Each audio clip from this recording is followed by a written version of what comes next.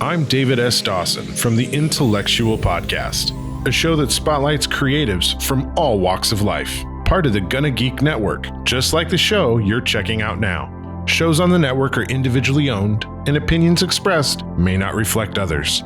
Find other incredibly geeky shows at GonnaGeekNetwork.com.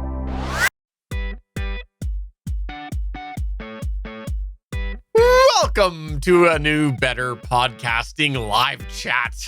I am Steven in the Canadian headquarters, and with me is SP not in the American headquarters.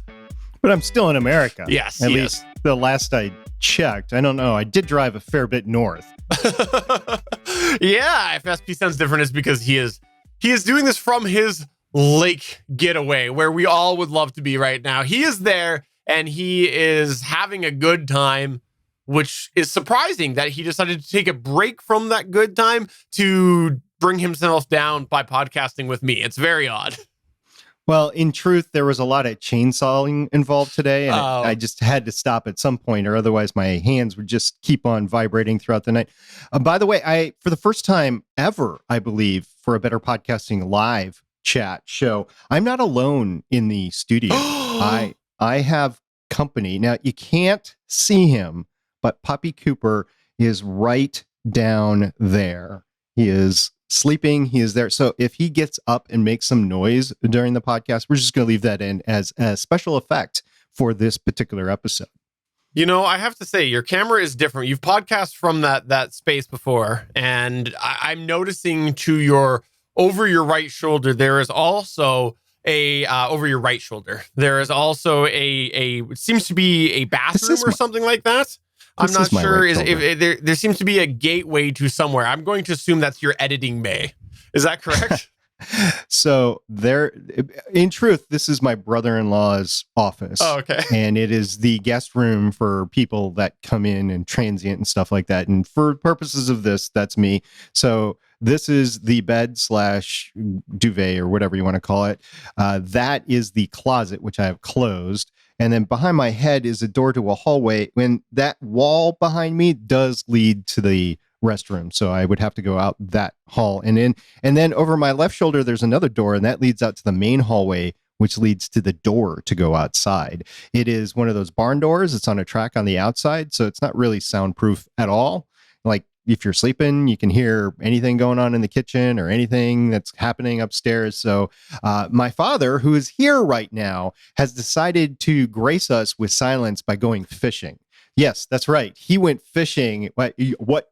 You're going to podcast? I'm just going to go fishing. And I'm like, ooh, you really know how to stick me in the back with that dagger, don't you? Well, since you are there doing end of summer activities, I think that those are very representative of the things that people do in summer. You're hitting the lake, you're going fishing, you're doing all of these things. Can I tell you a little bit about what, no word of a lie, I was doing after my work day today? You were, I don't know, in the hot tub? No, I was working on my Christmas display. No, of course. I'm not exaggerating. I'm tinkering with some new smart stuff that I like. Last year, I was like, you know what? I'll order it over the course of the year and play with it. And then it's September, and I'm like, wait, if you want to implement this stuff, you should have done this a long time ago. So now I'm frantically trying to get it all figured out. But yeah, so I was tinkering with that after. So I can say, while you were lakeside fishing, I was tinkering with Christmas lights. I'm not surprised at all. As a matter of fact, Christmas is it's going to seem like Christmas here pretty soon, which is why I'm up here. This is the short period of time that you get between summer and really winter. I was going to say late fall, but winter, where you can actually do stuff. So I am chainsawing. I am doing stuff outside. I am preparing the place for winter, trying to winterize it as much as we can, just doing the annual chores as much as we can. Just, as a family, we get together, and this is one of my chores that I get to do 1 or 2 weeks out of the year. And I get to spend time with my dad and anybody else that happens to come up here. So it's pretty cool. Anyway, this is a very unique podcast for me because we've threatened this for quite some time now. Like a year, basically, is what we threatened it for. The last time I was up here, we podcasted, and I thought I had the machine that was going to do everything. It was the Zoom H8. It did not work as advertised because, and I even approached Zoom and asked them the question, can you use the device as an audio interface and record on the device, which is how I would need to use it in this situation. And they came back and said, yeah, no.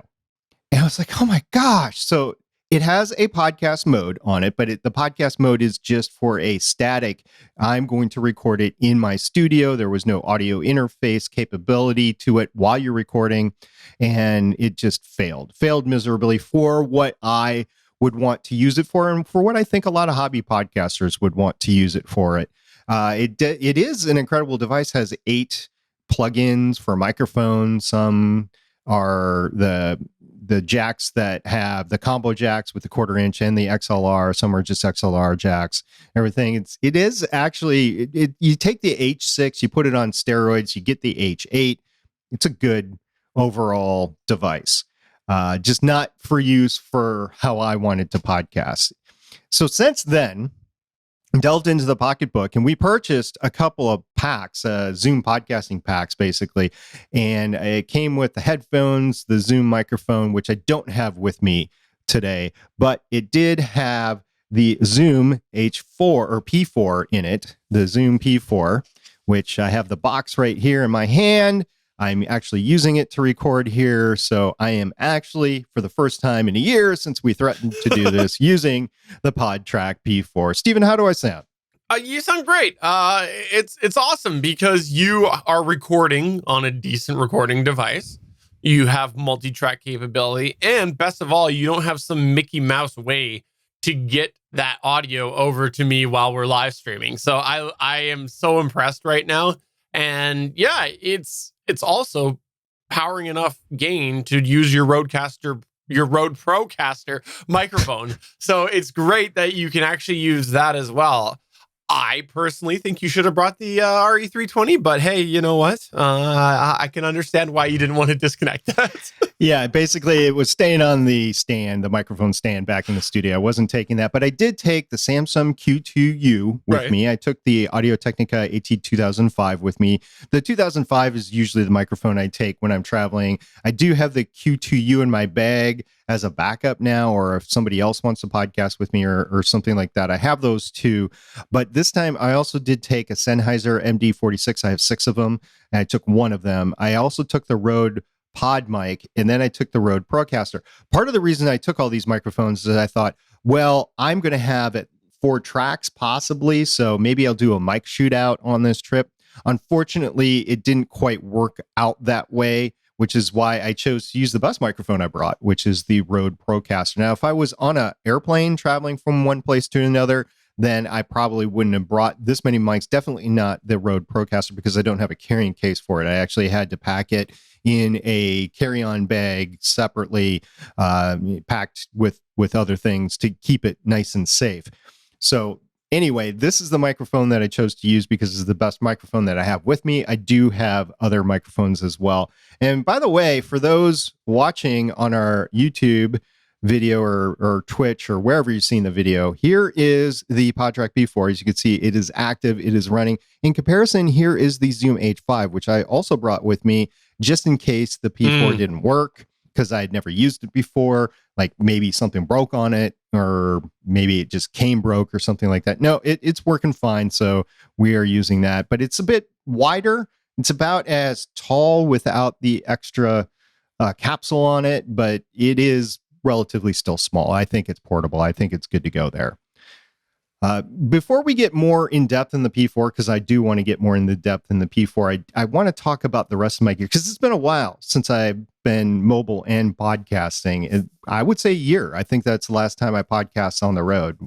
September of last year, I think, right, Stephen? To your best of your knowledge? I don't remember any other time. Okay. So I have the Audio-Technica ATH M40X in my bag.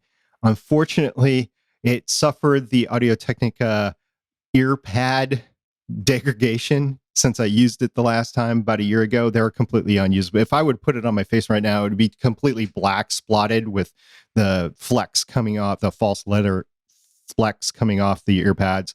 So I'm going to definitely need to replace those ear pads. I did order them. They will be shipped to my house, so I won't get them until I get home. In lieu of that, I am using what I travel with, my Bose QC25s, which I got on sale once the 35 started coming out. So I have those, and I'm using those. They're not a studio monitoring headphone, but they're the best headphones I have in lieu of the M40X. So I'm using those. I did order a P4 case. Now, again, it's not going to come until I get home. I did try to have it delivered here, but it just would not come until I left. So the P4 does not come with a carrying case.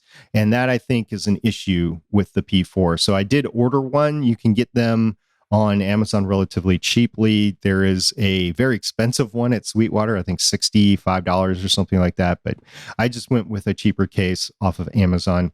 I also thought I had a TRRS cable with me. I do not. So I ordered one to put in my bag. And the reason why I ordered one is you can actually use a mobile device as an additional connection. You can not only play stuff from the mobile device into the recorder, but you can actually use it, like if you were on a call with somebody, you could use it that way.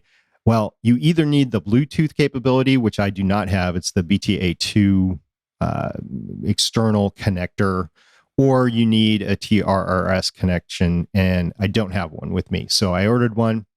I also, in order to connect it to my computer, it does not come with any sort of USB cord. So I had a couple of USB-C to USB-A, the regular USB that a lot of us have been using for a long time. I had one of those cords in the car, so I scavenged that, and I'm using that to connect to my computer, which is all good. I wish the P4 would have come with that cord, but it didn't. It was really bare bones. I still can't complain for the price, but it was bare bones in there without Bluetooth and without the cable. Also, it did not come with an SD card. Like, you got like a 2 gigabyte SD card with all the other Zoom stuff that comes out. Well, this didn't come with anything. I did order a 64 gigabyte SD card a couple weeks ago for this particular purpose, thinking I had 2 gigabytes, so this would be the backup. No, this is the prime. So I use that. Can I just say, by the way, that I actually like that better? I think that when they give you, whether it's digital cameras or audio equipment, they give you an SD card that is functionally useless. Like, you can maybe do 10 minutes of recording of multitrack.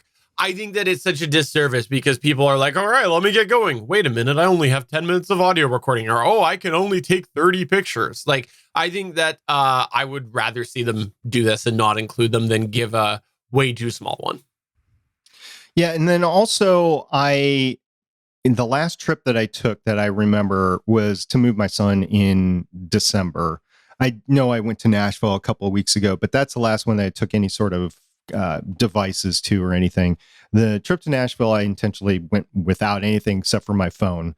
And I found that I had lost my travel router, which here at the lake home is no big deal. We have Wi-Fi here. There's hardwired all over the place. And I'm hardwired in now, by the way, but there's ways to connect. But if I needed to use that travel router, and we've explained the benefits of a travel router before, maybe, Stephen, you want to take a short sidetrack into that.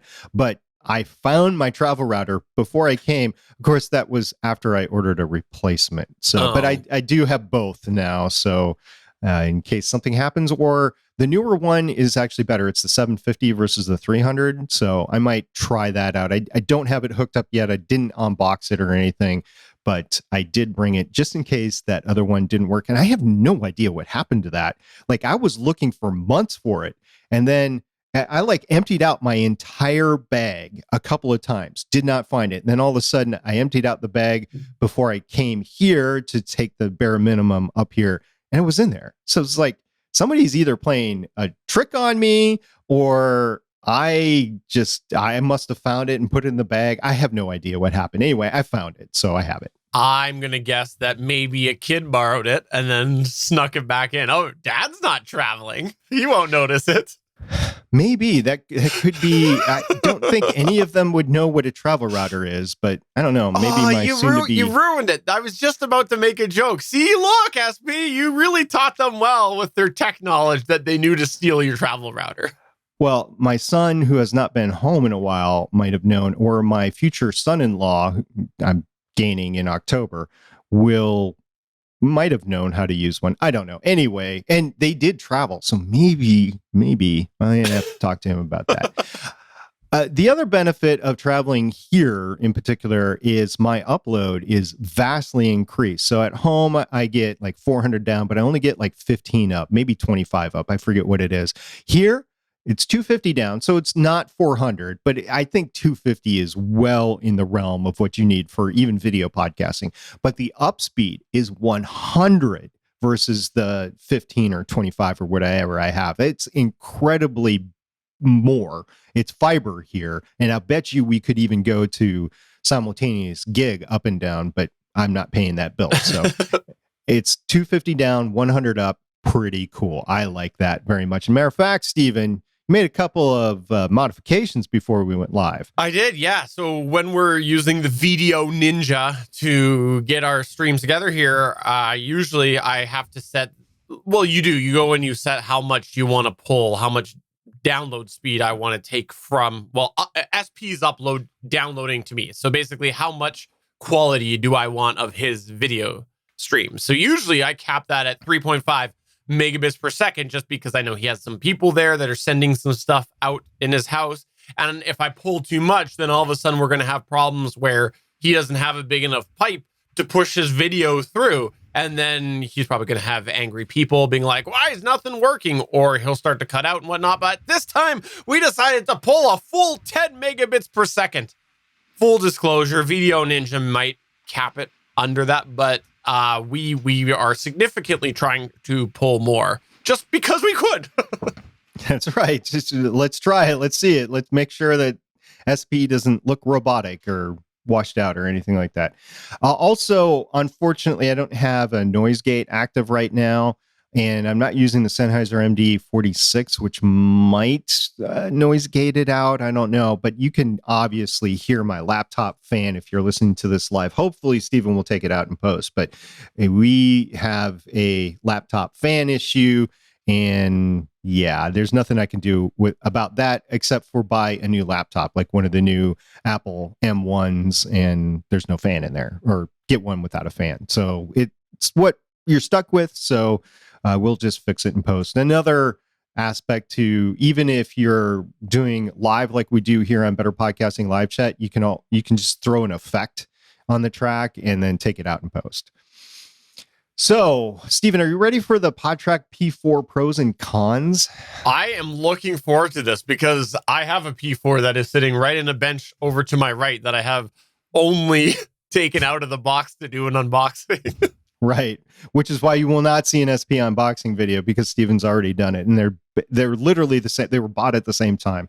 So here we go. I love the ability to record and use it as an audio interface at the same time, or as we say in rocket science, simultaneously. Yes, I am able to do all that, which makes it incredibly useful. I don't have to use a Samsung Q2U to go out via XLR to the recorder and via USB to the computer, and then use that USB microphone driver in the computer, which is never really great. I have the ability to do a gain boost with the track on the preamp on the P4. So I like this capability. It makes it entirely functional. It is the lowest cost multifunctional device for podcasting. It was made for podcasting, and this is what makes it, for me, to be the ultimate device for a hobby podcaster. Another pro is it does have a total of 4 XLR inputs, which is better than the H5, which I normally took as a mobile recorder, which only has 2. And even if I took the H6, really only has 4 inputs. But I don't know how I was going to get those 4 inputs into the computer without using some sort of, you go out the line out and back into the computer that way, or something like that. It's kind of hokey the way that you would have to do that. With this, you get 4 XLR inputs, and You don't have to fool around with anything. It's just 4 inputs direct via USB into a computer or any other device that you want to hook it into. Like if I wanted to hook it into my iPhone, I could do it that way. I could do the USB-C into a lightning port into the iPhone and use it that way. I also like the fact that it has an onboard sound pads and it records to a separate channel. We'll talk about all the channels in a second, but it does have 4 sound pads that you can record to a separate channel. And it does have 4 headphone jacks. No splitter is required, and everybody gets their own volume that's right there inherent on the device. And if I was gonna go to, say, Podcast Movement, and I saw 3 of my buddies, and I wanted just to record us getting together. Hey, how's your podcast movement going? What's the best things that you see here or whatever, which I'm not going to do because I'm not going to go to podcast movement next year. But I don't know. Let's say San Diego Comic Con or C2E2 or Dragon Con. I think Dragon Con went on this past weekend down in Atlanta. So say it's something like that, right? I can easily use this to do that, which is great. And then everybody can monitor themselves. So if they're too far away from the microphone and you're not really hearing them all that much, you can say, hey, look, you need to get closer to the microphone. Or since they're experienced podcasters, they will hear that and they will know to get closer to the microphone. Alternative suggestion. Why don't you just start traveling with 4 pairs of headphones and just wear them all while you're recording? Just me? Yeah. Yeah, sure. Why not? Whatever.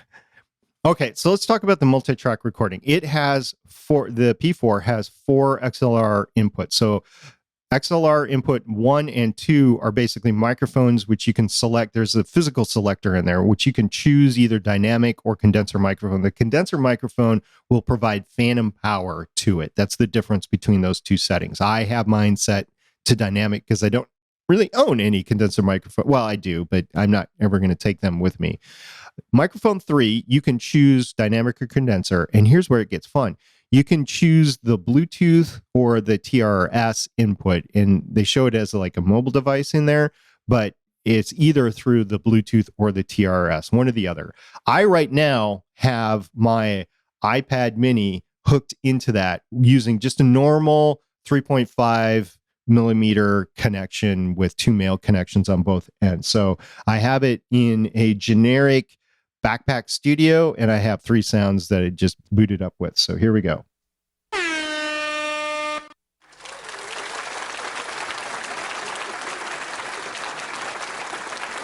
The clapping goes on a little bit long, I think. All right. So I can play that all on my device, and that's going into microphone 3. Microphone 4 input, or the XLR 4 input, you have the dynamic or condenser. And here's the other thing. You can do the USB, whether that's from your computer or mobile device or anything like that. So it's either a microphone or the USB. Right now I have it selected to USB, so I'm recording Steven as it's coming in. So those are the 4 XLR inputs. There's actually 2 other things that are recorded as you're recording. One is the onboard soundtrack, which I have not changed. These are just the sounds that have come with it.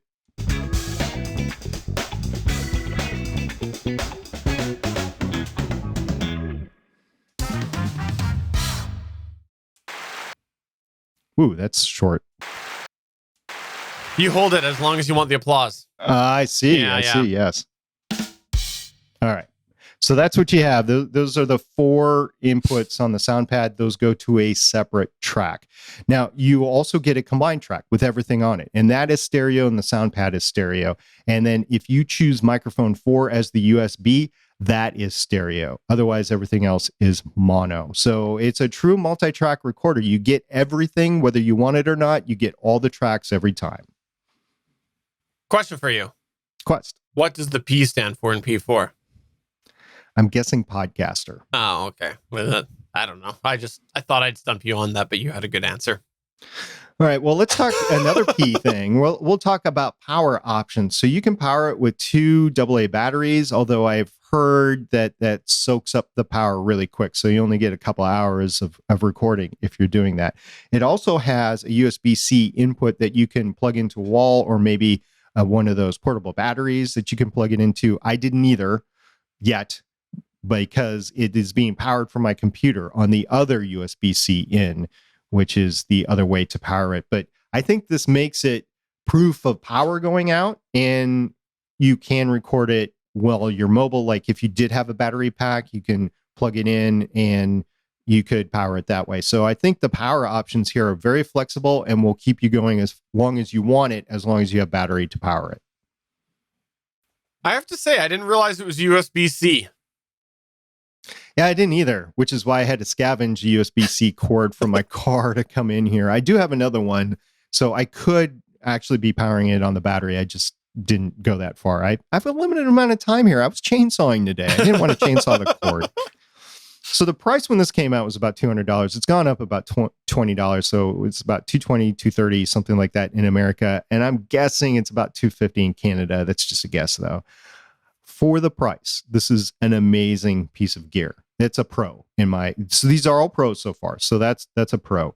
And then there is a file transfer capability. So you put the device in file transfer mode and you can actually read the SD card from your computer. I don't know how that would work on a mobile device because I haven't tried it, but for the computer stuff, that is so much of a pro. So I don't have to pop out the SD card and put it in my computer. Right now, that's what I do on a per podcast episode basis using my H6 at home. And then that's what I've been doing all along using my H5 here on the road is I've been taking the SD card out and I've been plugging it in. Are there ways to read the SD card on both of those? Yes. I just have chosen not to because it's not really that intuitive. With this, it's a couple of buttons and bingo, you're in it. So I like that.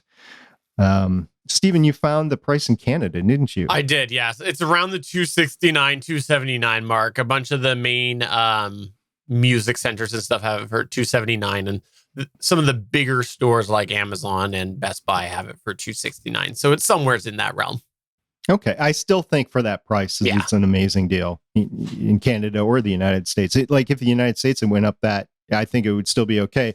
But if it went to $270 in the United States, then in Canada it'd be like $350 or something like that. So that would be, I don't know, getting to the point of why. So let's talk about some of the cons that I've noticed so far. So first of all, I know this was talked about when this device first came out. There's no combo jacks in it. Is that really an issue? Well, let's talk about why I would use it. First of all, if you wanted to use it in your home studio, I could use some sort of digital processing device like a DBX286S that comes out with a 1/4-inch jack, and I could put that into this device. If I wanted to use it in my home studio, use a noise gate on it and that sort of thing, I don't think I would be bringing a DBX286S on the road. I'm sure people have. I just am not going to do that. So yeah, that's a trade-off whether you really need it or not. The other thing is if I wanted to go out 3.5 millimeter out of my soundboard, whatever that is, Android phone, an iPhone, an iPad, a tablet of some nature, and then do the Y connector jacks into the 2X or the 2/4-inch, like left and right, and I'd have no place to put them in. However, why would I need to do that? Because I can go out like I'm doing right now, go into the TRRS jack, and then it records in stereo. So I think that's not too much of a con, but I'm sure somebody would think of it in terms of a con. If I was going to replace my H6 at home, which I was thinking about it, I would need that combo jack in order to go ahead with it. And it doesn't have one. You can do an adapter just to make sure everybody knows that. And I only know that because I've used them before. I've bought cables before that are one on one end, one on the other. And there are some challenges that can sometimes come up, but I am using one for the Rodecaster Pro right now. I do have an adapter for that purpose. Okay. So the other thing that I wanted to say, it only has 4 sound pads. I would need more for a full Legends of S.H.I.E.L.D. podcast, just a couple more, but I would still need like 2 or 3 more, and I don't have them. So I would have to make do with those 4 sound pads, which is doable. It's all limitation, right? But if you're used to having a full soundboard with like Backpack Studio or whatever your soundboard is, then it is a little limiting. Also, the record is really all or nothing for the track. So if you had a limited amount of space left on your SD card with the H5 or the H6, I could just deselect some tracks and not record them. Well, with this, it's all or nothing, at least that I've been able to find. So it is a detriment. you have to watch how much time is left on your SD card, because it does tell you how much time is left before you press record, how much you had. I had, using all 5 tracks, I had like 20, almost 21 hours with the 64 gigabyte card. So you have space when you start with a 64 gigabyte card, which are only $10 now, so it's not too bad. Also, you can only select one recording file type. It's WAV, it's 44.1 kilohertz and 16-bit. Not bad, but if you wanted to do more, you couldn't. So I'll just put that in a con, because as an experienced podcaster, I would want more, but for your average hobby podcaster, I think it's fine. There's limited processing available. So the Rodecaster Pro has a ton of stuff that you can throw in there, and it's noise gate, AFAX, digital processing. You can select which microphone that you're using. You get none of that with the P4. All you get is you get a low cut filter and you get a limiter on each track, and you can select those to be on or off. I think it inherently comes on. But again, for this price, that's fine. I can do other things in post, or I can learn to do other things in post as a hobby podcaster. So I think the limited processing is a con for somebody that's a seasoned user, but for just something that's mobile, which I'm not going to have all that stuff available. Like a Rodecaster Pro would be huge on my desktop right now. I put a picture of my desktop on our Discord server, which you can find at betterpodcasting.com/Discord. There is no space for that big of a device here, or I would have to dramatically rearrange stuff. So again, I think it's fine for the space and for what I'm using for. Stephen, what do you think? I think, in all fairness to the Rodecaster Pro, you could just go and buy that Rode travel case. Oh, sorry, it was never released. So the other thing I will say about the Zoom P4, it has no attachment capability to it. Like with the H5 and the H8 and the H6, they all come with this Zoom patented, I don't even know what to call it. It's a connector that only the Zooms use, and all their capsules can go into it. Well, there's no such connector like that on the P4.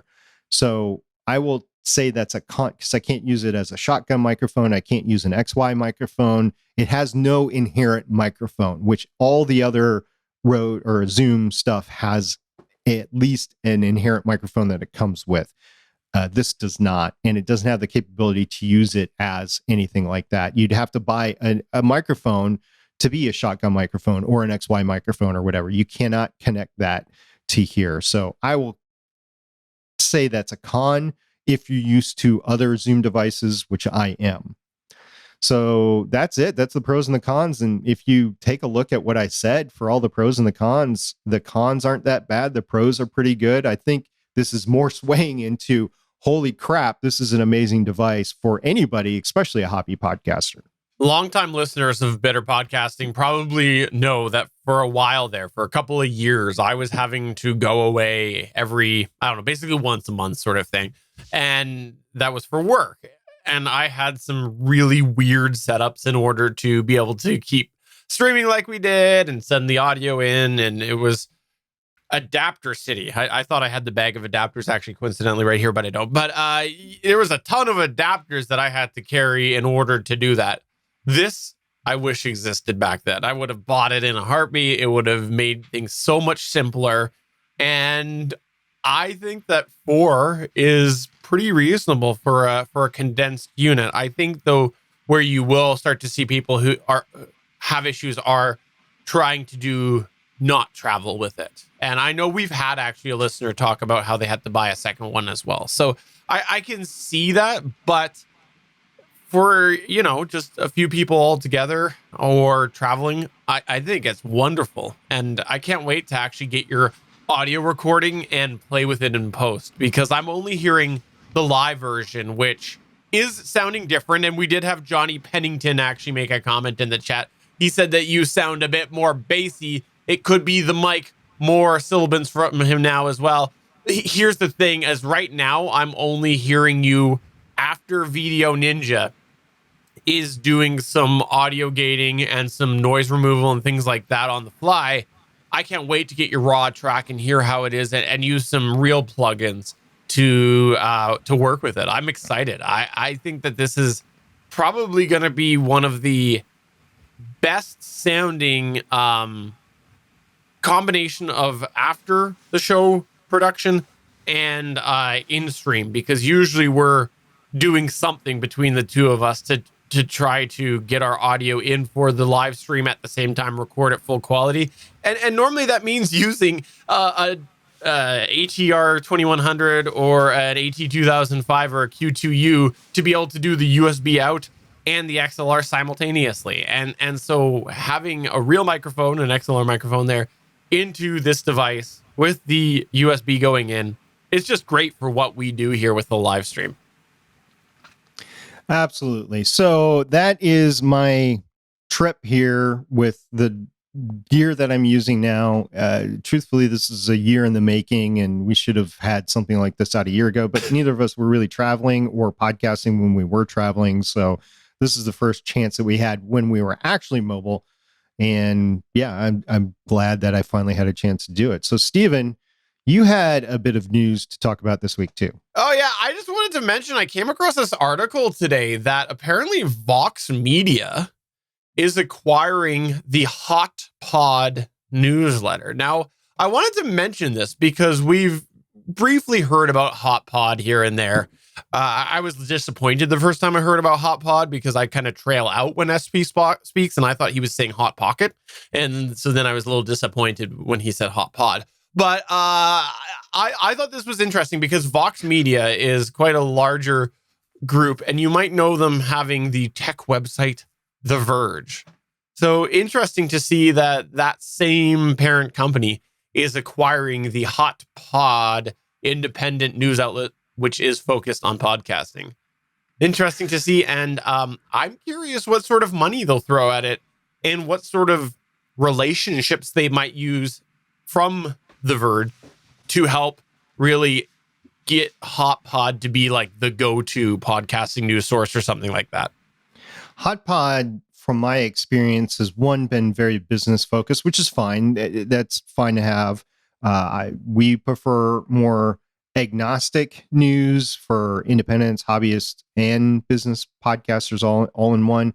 But they've been solely focused on the business podcasting. And in matter of fact, they've been solely focused on like the New York business podcasting, not the independents either. I'm talking about like corporations, which is fine again, but it hasn't been something that I have really taken a look into. Also, there were some biases in the coverage, particularly from Nick Qua, which is, I think, their main contributor. I don't know who the other contributors are to Hotpod right now, but he definitely had focuses that he wanted to focus on, and he admitted it. And okay, that's fine. I get your bias, and that's fine that Hotpod is doing those coverage because that's what you want to do.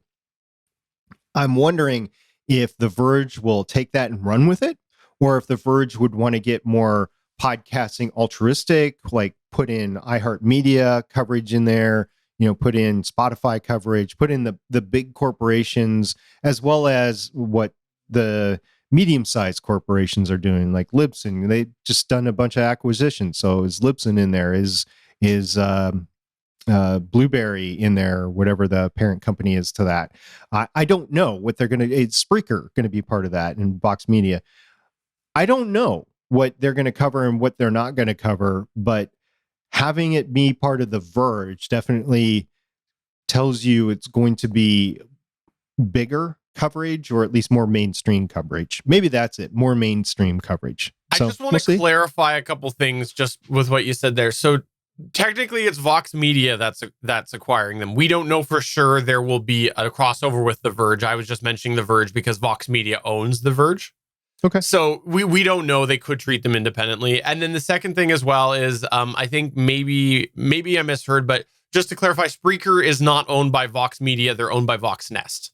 So yes, so different. That is correct. So yes. Just in case, I don't know how that all came across there. I just wanted to mention that because there was a couple Voxes mentioned.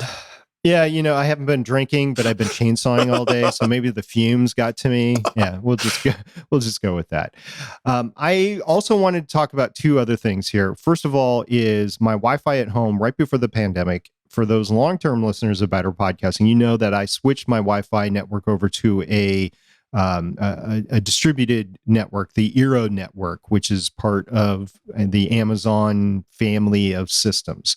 I had the Eero Pro 5s, which were the latest and greatest you could get at the time. And I got them before prices went sky high. I got them before everybody realized they needed to have these Wi-Fi networks capable of being, so that they could work at home, they could go to school at home, that sort of thing. I had a total of 6 of them in my house. So I bought 2 3-packs, and that served my house pretty well. Well, recently my Wi-Fi or my internet kept being a little wonky, and I wasn't quite sure what that was. I thought my surveillance system had gone bad, but that wasn't the case.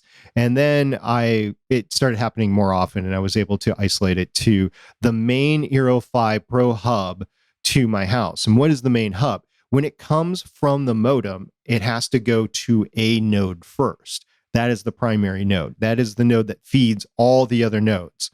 And that one was going bad. I have my speculations on why it went bad. I had it placed right on top of an 8-port switch, so the heat might have gotten to it. I don't know if like the massive use it was getting went to it. I tend to think it's the heat that made something go bad over time, because it was just being cooked constantly every day. So I ordered a Eero 6 Pro node, just one. I didn't order any of the packs or anything. These things are expensive, people. This just one node was $230. If I got a 3-pack, it would have been $600. A 2-pack would have been $200. The Eero node system is made so you can replace any node at any time, and then you just tell the app what node you're replacing, and it replaces that node. So you can conceivably go down. I don't know why you would, other than maybe might not be able to source one, maybe not be able to afford a full replacement. I was able to go up one.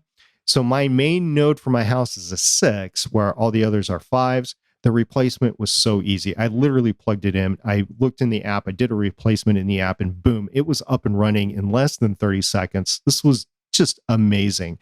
I will let everybody know how it goes over time. Like if that wasn't the issue, if the issue was something else, like maybe the software in general or something like that, I will know. But I'm not home right now. I replaced it hours before I left. So I can't tell you long term how it went, but it was incredibly easy. And I'm very thankful for that. Expensive, but really easy. I'm looking forward to a better Wi-Fi experience when I get home.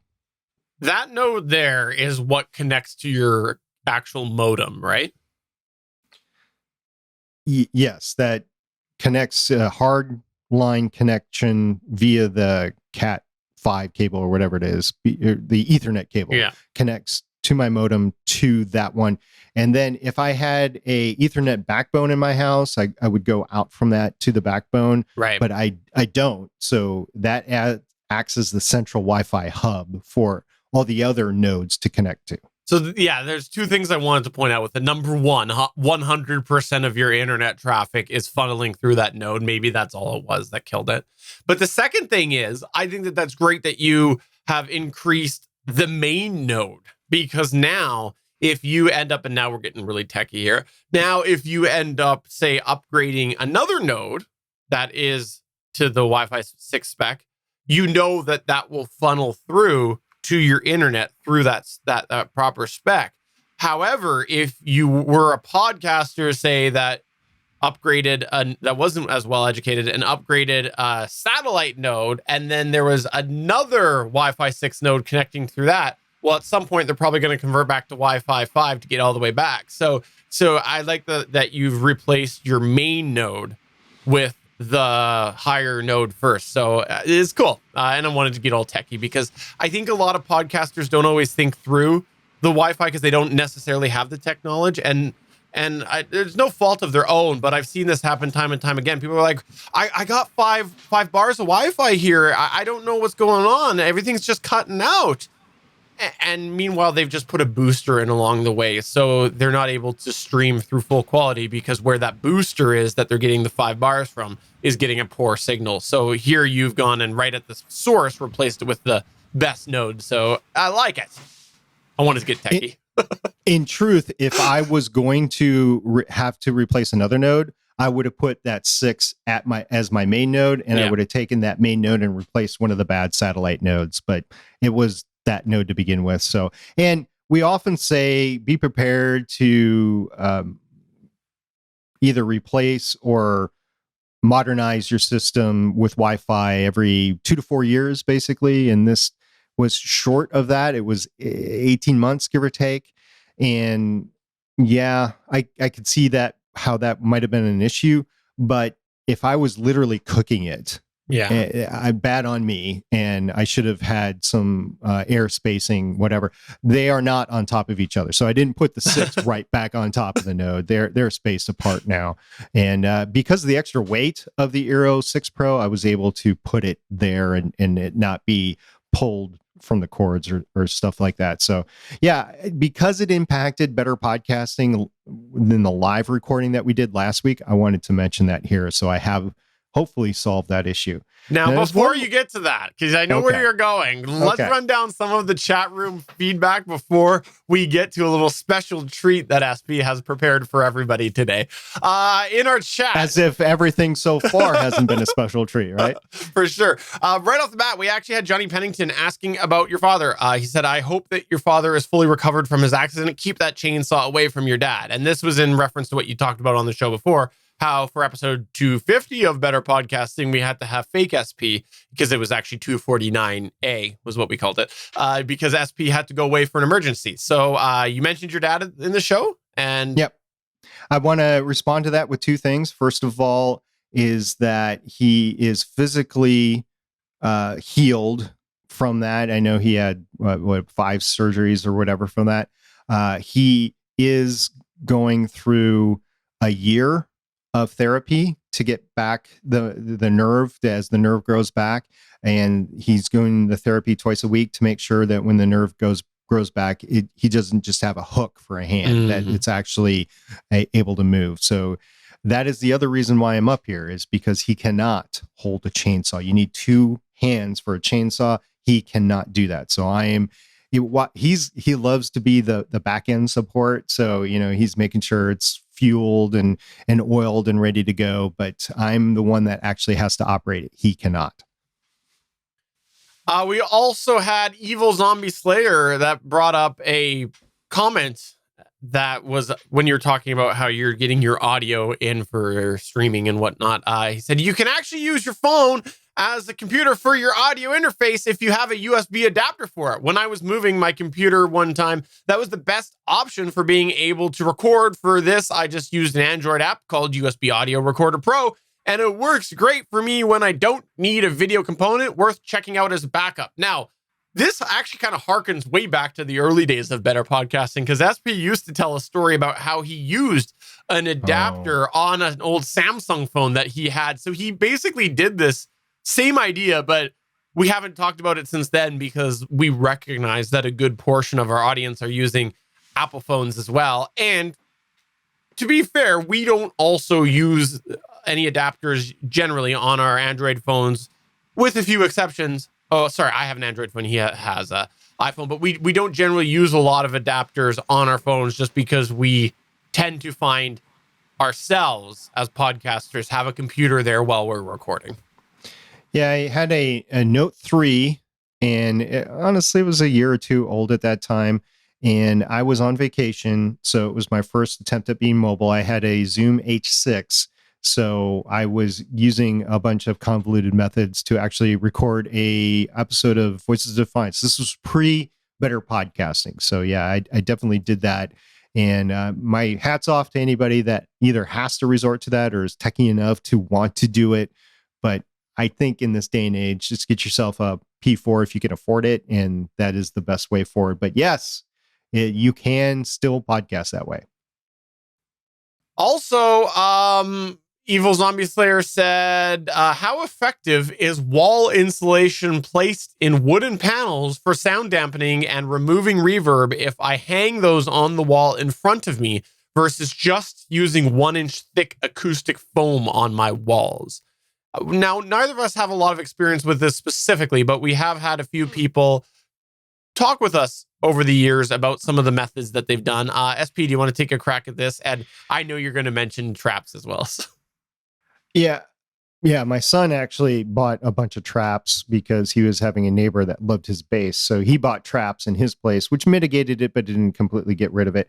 I do want to go back to the normal installation thing. So I can't talk specifically about the installation, but what I can talk about is if you're building a house or remodeling a house, like my workout room right now, if I wanted to finish that off, or maybe even before I finish it off, what I want to do is I want to put some R19, at least R19 insulation in there to act as a audio insulator between the great room, which is right upstairs, and the office where I podcast in is right above there too, and the workout room. So if somebody's down there, they're using the 5.1 sound system to really jam out, then the people that are above it will be less impacted. You're going to be impacted a little bit, but less impacted. So along those lines, if you wanted to do basically sound traps and make wooden frames and put like R19 insulation in there, I would give it a go, see how well it did.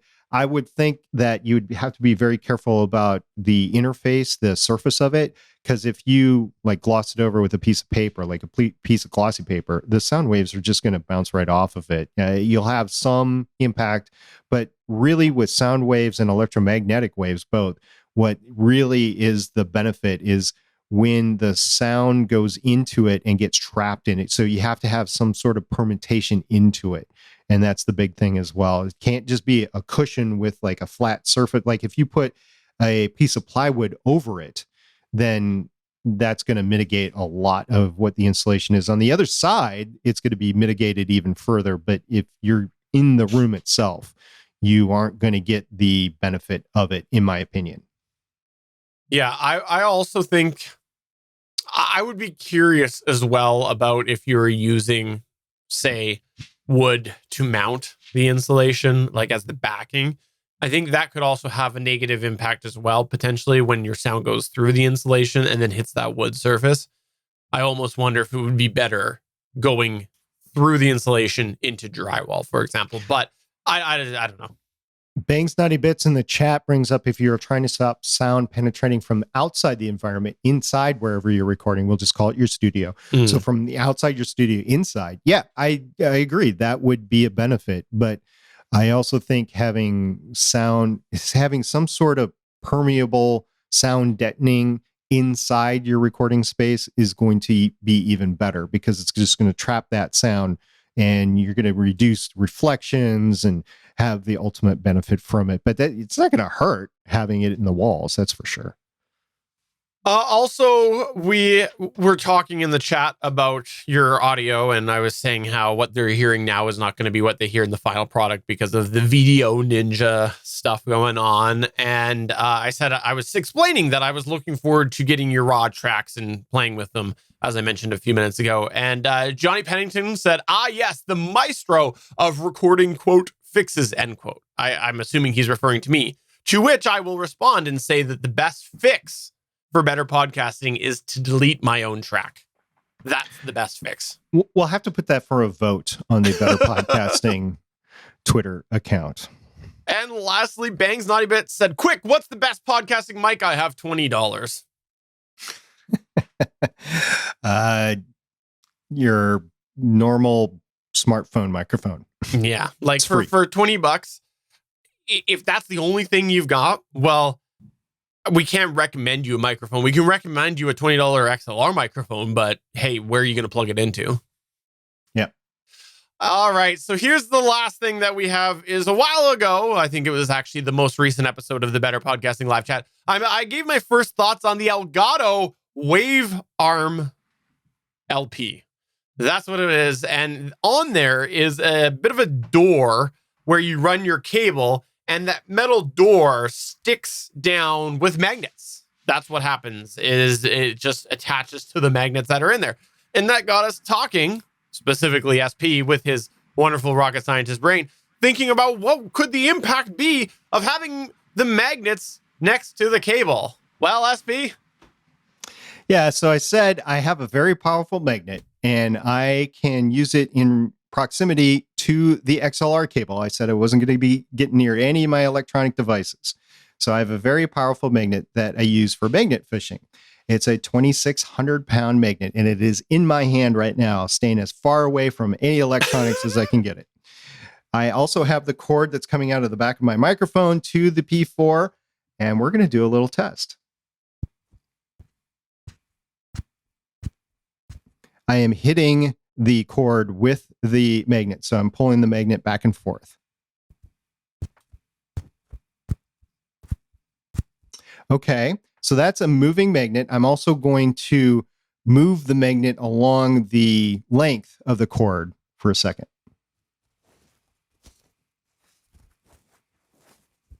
Sounds like you're shuffling your feet. I know, it does, doesn't it? So that's that. Now, I'm going to leave the magnet next to the XLR cable, and I'm just going to have it static. It's not going to move. So now I think you should talk. So I'm going to be talking here, and we'll see if it's distorted. I don't hear anything different, but it's no big surprise to me because I do have some advanced academic knowledge of magnetic fields and electronic fields, the electromagnetic spectrum. And I should have thought of this when I first made the statement. If the magnets are static, they're going to have a magnetic field around it, but it's not going to be moving. And as you just heard, most of the issue was when I was actually moving the magnet across the XLR cable.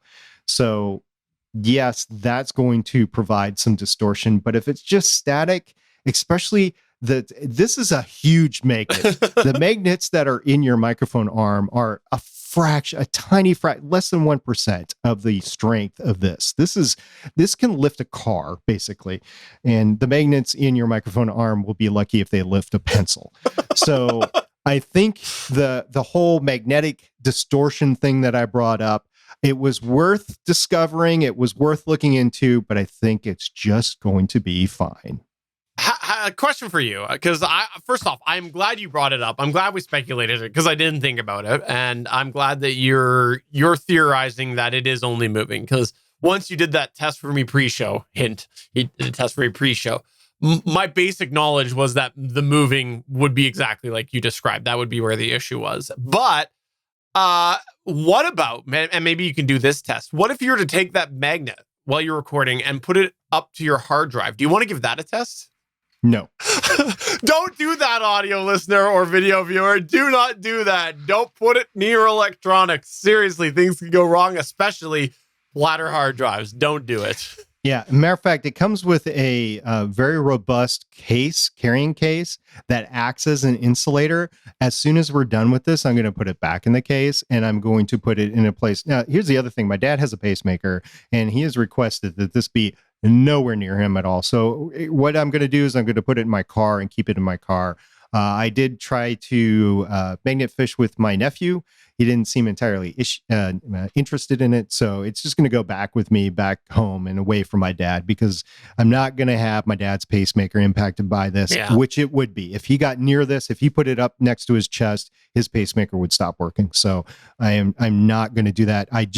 Since I had it here for the lake fishing anyway, I decided that, well, let's do this test now too. So that's why we did it. And I think a lot of people were mildly interested. I know Damien was interested. So that was for you guys. And we're calling it case closed right now. I was interested too. Thanks so much, SP. That made my day.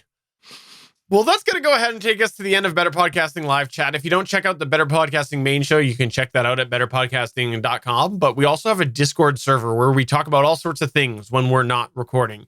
You can come over to betterpodcasting.com/Discord. Check that out there. And hey, on the next episode of Better Podcasting, we will have a bit of a announcement of some form that you can check out on that. And then we'll follow up with that on the next Better Podcasting Live Chat.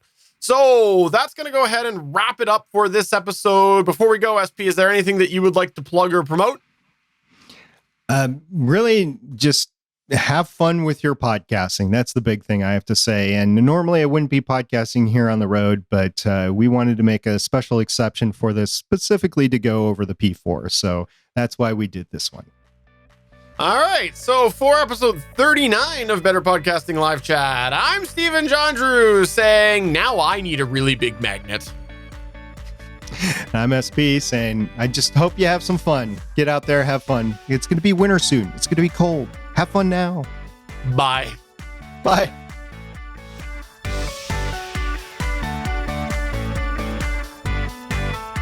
Thanks for checking out another episode of Better Podcasting. You can find the full back catalog of Better Podcasting at betterpodcasting.com. If you're into geeky podcasts, please check out the other podcasts on the GonnaGeek Network at GonnaGeekNetwork.com. This show was produced and edited by Stephen Jondrew of GonnaGeek Productions. Voice work was done by L.W. Salinas. Thanks again for listening or watching, and we hope to see you again next week.